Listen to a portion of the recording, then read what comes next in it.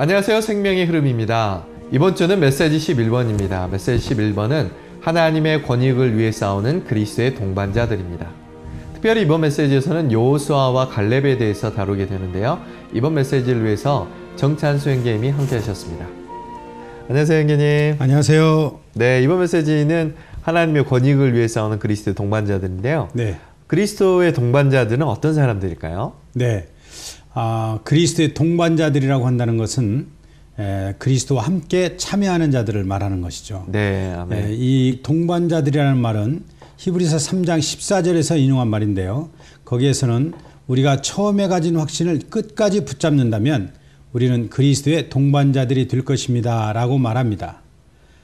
이 말씀을 전하신 형제님은 민수기에서 여호수아는 전쟁에서 원수에 맞서 싸우고 좋은 땅을 차지하는 우리의 인도자이신 그리스도를 예표하고, 아멘. 갈렙은 바울이 히브리서에서 언급한 그리스도의 동반자들의 예표라고 말합니다. 네.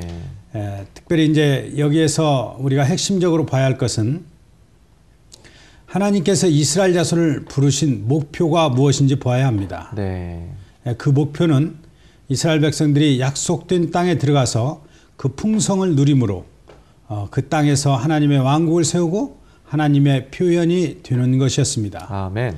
그렇기 때문에 민수기 14장에서는 우리가 여호수아와 갈렙만이 이 목표에 도달해서 좋은 땅 안으로 들어간 것을 볼 수 있습니다.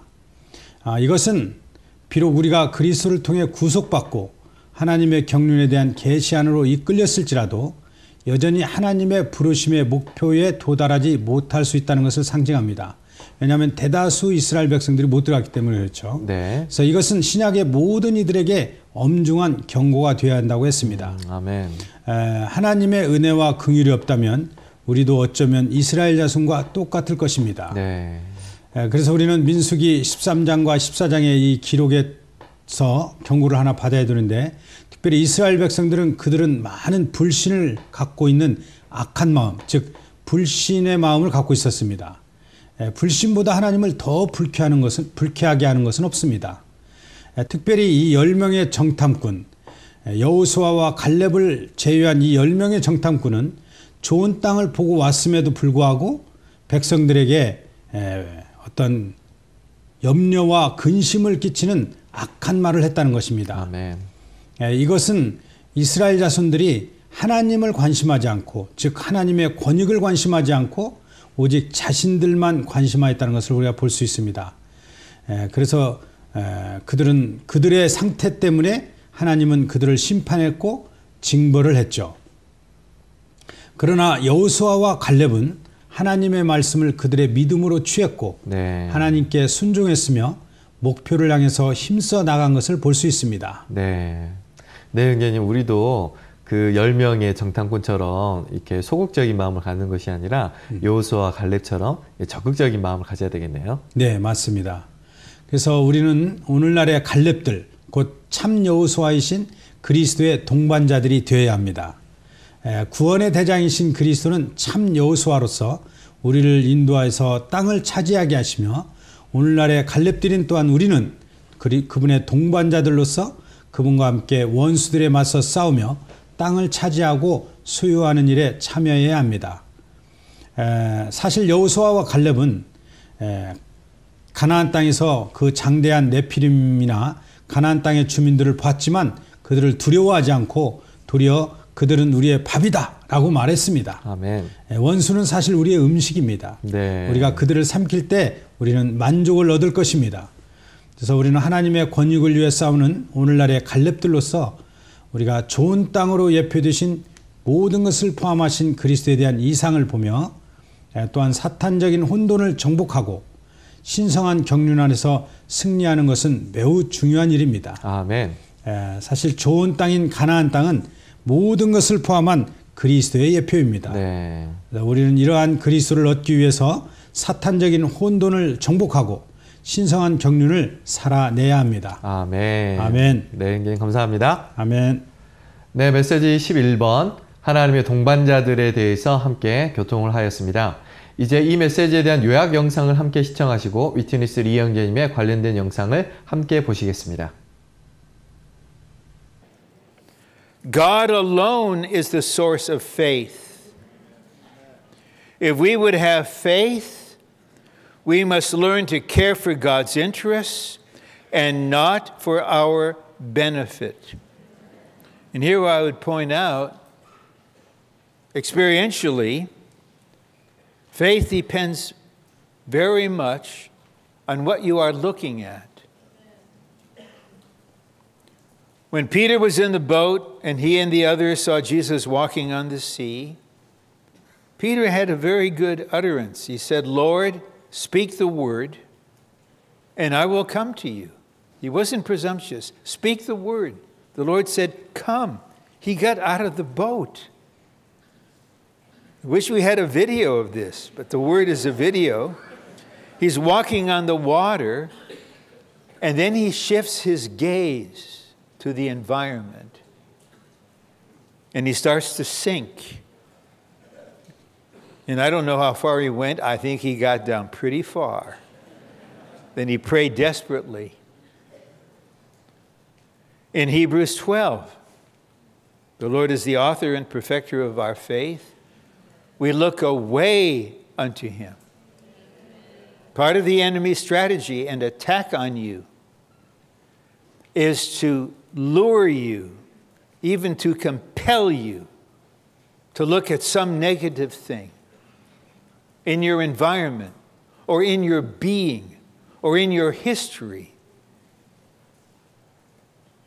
You don't look at the ascended Christ, the God-man Jesus on the throne, possessing all authority in heaven and on earth, who is the Lord of all, who is the ruler of the kings of the earth, who is victorious, who destroyed the devil, who has the keys of death and Hades in his hand. Amen. The enemy wants you to look at yourself. Look at your disposition. Look at your failures. Look at your situation. Look at your feelings. Well, we have a spirit and we have a will. We don't need willpower, but we can activate our will to make a decision and tell the enemy, "Shut up. Amen. I'm going to look away to Jesus. Amen. I will not look at myself. I will not look at others' failures. I will not look at the condition of the church. I will not look at my history. I will not look at my weakness. I will not look at the enemy. I will not look at Nephilim. I will look away to Jesus. Amen. My eyes are on him. Amen. I'm running a race here.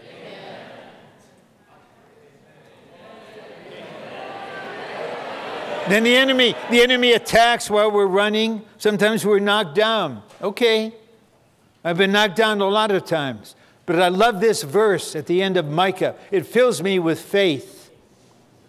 The prophet says, "Do not rejoice against me, O my enemy, for when I fall, I shall rise again. Amen. And when I am in darkness, Jehovah will be a light to me." Okay, enemy, you tripped me up. I fell. I had a failure. Shut your mouth. Don't laugh at me. Don't boast against me, because I'm getting up. Amen. And I'm looking away. And I'm going to run this race to the end. Amen. Look away. Amen. Look away. Amen. Look to Jesus. Amen. Now, today. Amen. Then the Lord will infuse faith. He's the author and perfecter of faith. I dare not to say, in the past, I did see such a clear case. I don't to say this.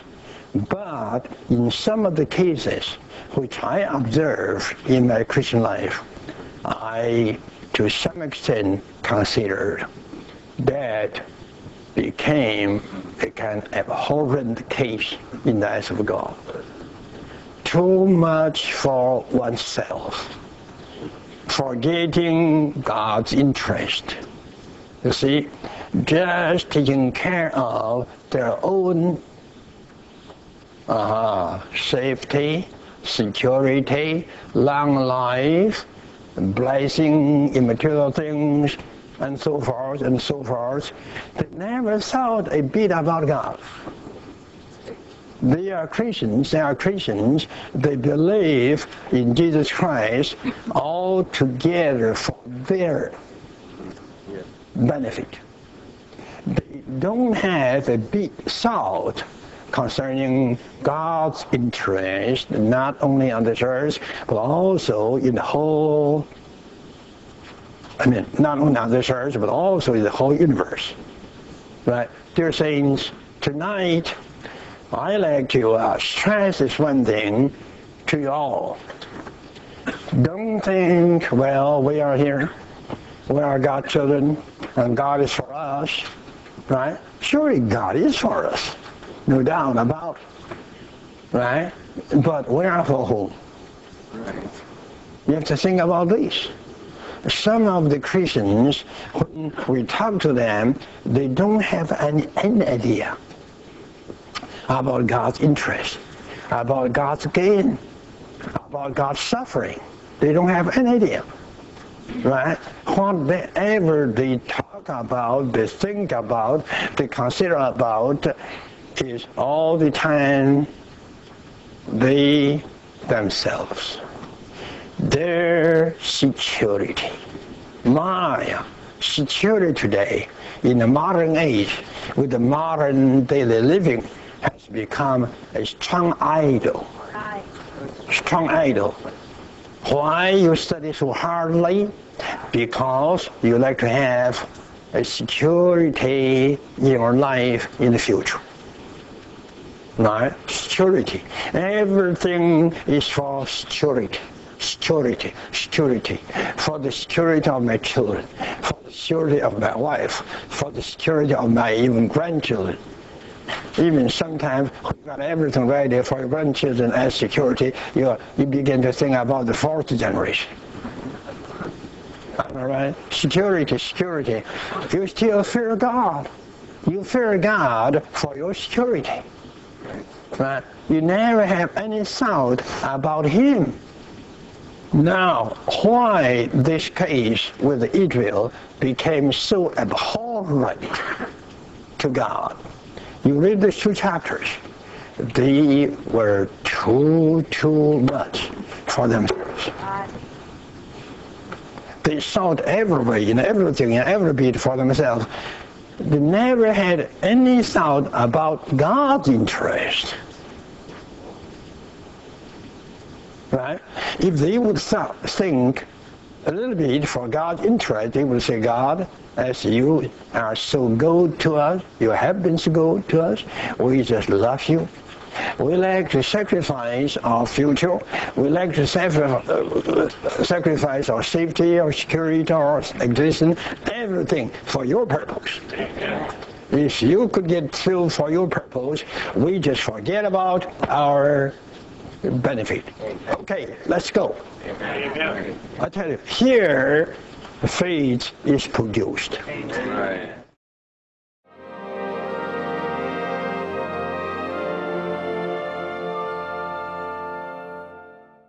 안녕하십니까. 저는 성남교회에 생활하고 있는 김은혜 자매입니다. 제가 오늘 소개할 책은 생명의 인식입니다. 지인을 통해서 사무실에 놀러 갔다가 그 사무실 그 대표 사장님께서 과천교회 생활을 하시는 형제님이셨는데 그분이 우리에게 책을 선물로 주셔서 가지고 와서 읽게 되었습니다. 이 책을 읽으면서 주님의 그 영원한 목적과 경륜을 알게 됐고 이 책 안에서 하나님의 그 생명과 생명 인식에 대해서 정확하게 많은 내용들을 담고 있어서 아주 유익했고 특별히 제가 부딪힌 말씀이 있다면 우리 안에 하나님의 생명이 있기 때문에 하나님 안에 있는 모든 역량과 기능들이 우리 안에도 있다는 것을 깨달은 적이 있는가? 이 질문이 굉장히 놀라웠습니다. 그래서 우리 안에 하나님의 생명이 있으므로 우리도 하나님의 어떠하심과 같이 될 수 있고 하나님이 하시는 일을 할 수 있다는 것을 알게 되었습니다. 이건 너무나 놀라운 일이었습니다. 그래서 와, 우리가 하나님과 같이 될 수 있고 하나님의 생명을 살아낼 수 있다는 게 너무나 놀라웠어요. 갈라디아 2장 20절 말씀이 너무나 연결이 되면서 새로웠어요. 이제는 내가 사는 것이 아니다. 그리스도께서 내 안에 사신다는 게 정말 이 말씀과 연결을 할 때 그 말씀이 바로 이 하나님의 생명이 우리 안에 있기 때문에 그리스도께서 내 안에서 사신다는 게 하나로 연결되고 연합됐을 때 그리스도가 내 안에서 살아 나타내 보이고 생활도 그리스도로 살아낼 수 있다는 것이 너무나 놀라웠습니다. 근데 우리는 왜 이렇게 그렇게 살지 못할까 했었는데 바로 문제는 하나님의 생명에 답이 있었습니다. 그래서 우리 천연적인 생명으로 살 때에는 우리만 나타나고 다 우리 육체에 그런 모습들만 나타냈었는데 하나님의 생명이 우리 안에 계시다는 걸 우리가 인식하고 살 때에 그리스도의 생명을 살아낼 수 있다는 것이죠. 그래서 우리가 그 내적인 인식에 따라 순종하고 그 느낌의 반응을 민첩하게 예민하게 더 받아들일 때 더 그리스도가 우리를 통해 나타나신다는 것을 알게 되었습니다. 그래서 그 책을 전달해 주신 분과 만나게 돼서 그분의 인도를 따라 교회 생활을 하게 됐고 너무나 놀라운 변화는 더 주님을 더 깊이 있게 알게 돼 가고 있고 더 전진하면서 한 걸음 한 걸음 가게 됐다는 거. 그리고 주님의 생명과 생활과 인성의 그 삶을 우리도 살아낼 수 있다는 것에 감사하면서 우리가 정말 그 말씀대로 인식하면서 살 때에 주님이 요구하는 우리 삶을 살 수 있다는 것이 너무나 감사하고 우리가 또 마당만 받고 겉다리식으로 교회 생활을 하는 게 아니라 지체들과 함께 건축하는 게 참 중요하다는 것을 또 보게 되었고 그래서 정말 주님이 바라는 이 시대에 주님의 회복이 이루어질 수 있기를 소망합니다. 한국 복음서원 소식을 전해드리겠습니다. 안녕하세요. 한국 복음서원입니다. 신간 로마서에서 본 하나님의 완전한 구원이 출간되었습니다. 이 책은 1952년 9월부터 11월까지 타이베이에서 있었던 훈련에서 위트니스 리 형제님이 로마서 읽기를 인도한 기록을 편집하여 만든 것입니다. 로마서는 우리에게 영적인 생명의 길과 하나님의 완전한 구원을 말해주는 성경에서 매우 중요한 위치에 있는 책입니다. 따라서 우리가 성경을 알고 우리 안에 있는 그리스도의 생명의 길을 알며 하나님의 완전한 구원과 완전한 복음에 대한 분명한 인식을 가지려면 로마서를 철저하고도 분명하게 알아야 한다고 저자는 말하고 있습니다. 이 책에 실린 하나님의 복음과 생명에 관한 계시를 통해 하나님의 자녀들이 내주하시며 생명 주시는 분과의 연합을 체험하며 각지 교회 생활 가운데서 실질적으로 그리스도의 몸을 건축하는 데 도움을 얻을 수 있길 바랍니다. 히브리서 3장 14절은 우리가 처음에 가진 확신을 끝까지 굳게 붙잡는다면 우리는 그리스도의 동반자들이 될 것입니다. 라고 말합니다. 우리가 처음에 가진 확신을 끝까지 붙잡음으로 일생 그리스도의 동반자들로 얻어지기를 원합니다. 그럼 저희는 다음 주에 다시 인사드리겠습니다. 감사합니다.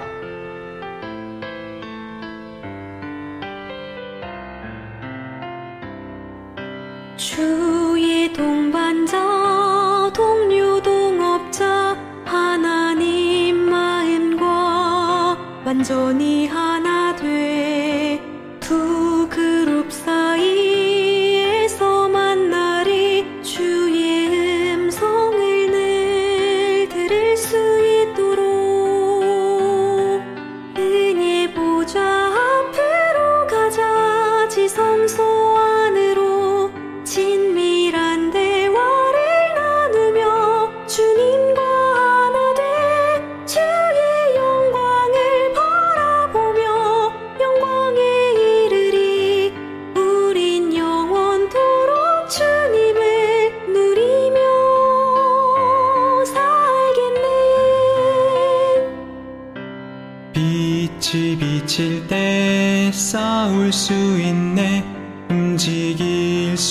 있네. 봉사할 수 있네. 등불이 항상 빛나게 하라. 기도와 찬양과 신원을 할 때도 제사장은 등불 켜야 해. 날 밝을 때까지 보좌 앞에 7 등불이 우리를 비추네. 불타는 7 영의 불길 우리를 일으키어 하나님의 움직임 위해 행동을 취하게 해. 부활하신 주 상단지팡이 우리 봉사는 내 부활 안에 있네.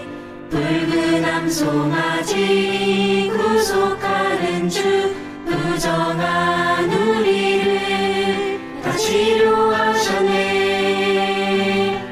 반석에서 흘러나온 물 그 영을 마시라. 롯배린 주 사탄 처리해 죄를 처리했네. 죄인들이 피할 수 있는 도피성이신 주 별과 왕의 지휘봉으로 온 땅을 통치할 주.